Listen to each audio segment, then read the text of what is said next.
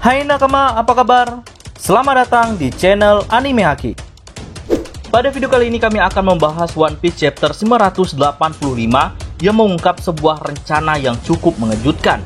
Nah, jika pada chapter sebelumnya kita dibuat terperangah tentang sosok dari Yamato yang merupakan seorang wanita dan dia menyimpan jurnal Kozuki Oden yang selama ini dicari-cari oleh Kaido.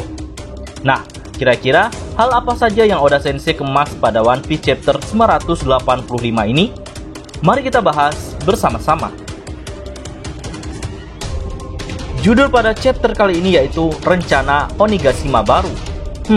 Dari judulnya saja mungkin kita sudah tahu jika informasi-informasi di dalamnya cukup membuat kita kaget akan sebuah rencana dari Kaido ini. Sedangkan cover color kali ini memperlihatkan Luffy, Kid, dan Law sedang asik menyantap makanan mereka di atas burung beo.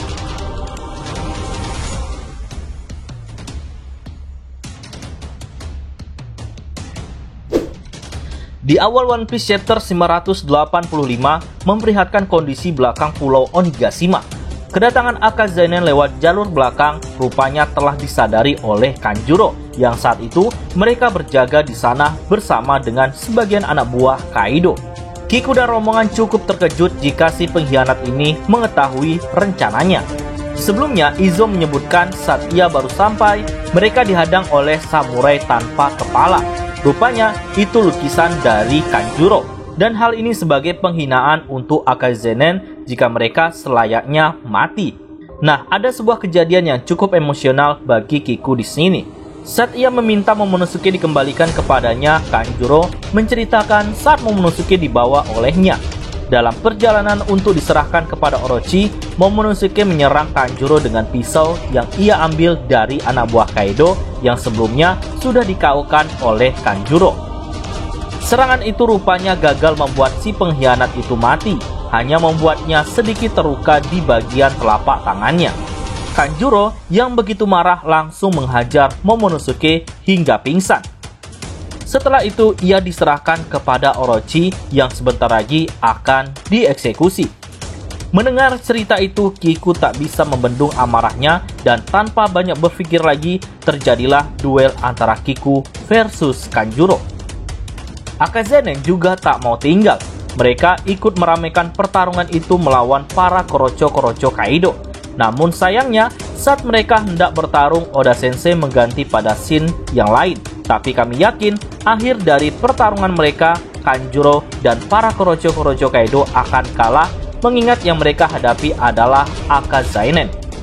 Nah, dalam pertarungan ini yang tak disorot adalah Law dan juga Marco. Menurut kami, Law masih menjaga di dekat pintu masuk, sedangkan Marco masih mencari tahu siapa sosok di balik bayangan hitam sesuai pernyataannya pada chapter lalu.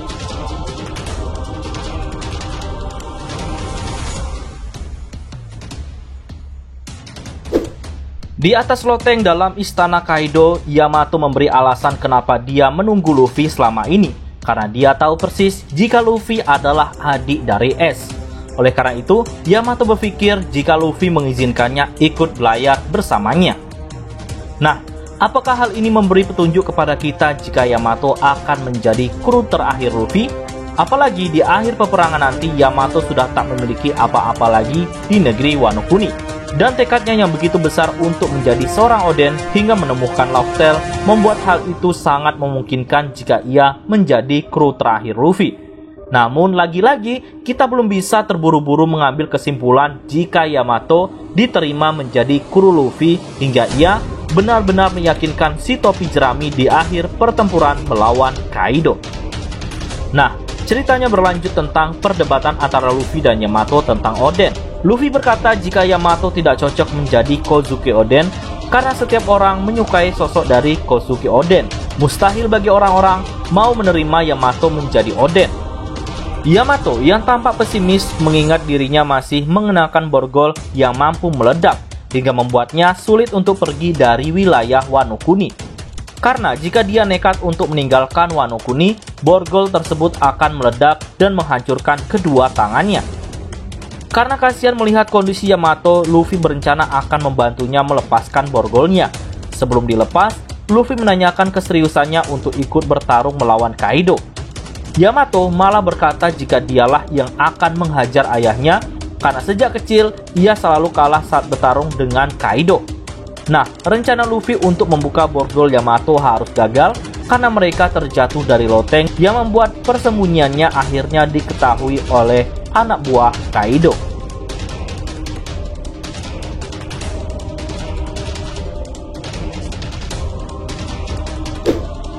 Di sisi lain, tepatnya di panggung utama Pesta Api, Kaido mengumumkan jika saat ini pemerintah dunia mulai bergerak.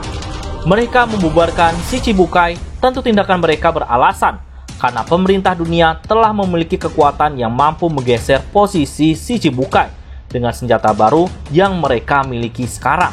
Hingga dalam waktu dekat, para Yonko akan diserang. Oleh karena itulah, Kaido memutuskan untuk membentuk aliansi dengan Big Mom. Menurutnya, di saat pemerintah sedang lengah, maka aliansi Kaido akan mencari senjata kuno yang ditakuti seluruh dunia karena kekuatannya. Dengan senjata itu, maka akan mudah untuk melawan pemerintah dunia. Nah, di saat Kaido berpidato, secara tiba-tiba Big Mom datang dengan pasukan homisnya. Tak hanya itu, Nami dan Keret mampu dilumpuhkan seketika.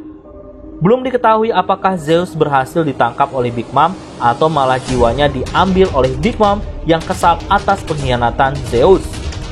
Kedatangan Big Mom di panggung ini menegaskan jika aliansinya dengan Kaido benar-benar serius akan mencari One Piece. Walaupun sebenarnya menurut kami mereka tidak akan mendapatkan One Piece, mengingat mereka tak lama lagi akan dikaukan oleh aliansi Luffy yang sudah tak sabar untuk memulai peperangan terbesar di abad ini.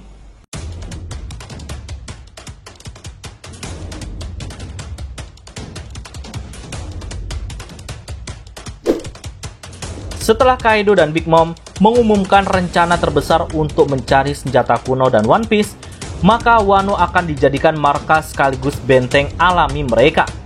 Tak hanya itu, Wano juga dijadikan wilayah tanpa hukum. Namun, hal itu langsung ditentang oleh Orochi jika ibu kota bunga adalah wilayahnya. Kaido yang tak mau ambil pusing langsung memenggal kepala Orochi. Tentu kejadian ini menambah deretan pengkhianatan selama alur Wano. Mulai dari Orochi, Disdrake, Kanjuro, Denjiro, dan Hiyori, sekarang Kaido juga masuk dalam daftar pengkhianatan. Tapi tunggu dulu. Apakah Orochi yang merupakan karakter penting di Wano mati dengan semudah itu hanya dengan sekali tebasan saja?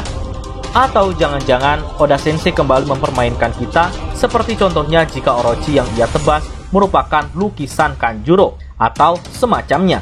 Kita tunggu saja konfirmasi dari Oda Sensei pada chapter mendatang. Nah, setelah tertebasnya Orochi, Kaido memberi waktu 5 detik kepada pengikut Orochi. Mau ikut bergabung bersamanya menjadi bajak laut atau melawan dan akan mati konyol. Kami yakin pilihan para pengikut Orochi di chapter mendatang adalah mereka secara terpaksa akan menjadi bajak laut karena mereka menyadari bahwa kekuatan mereka masih jauh dari Kaido, apalagi ditambah dengan Big Mom.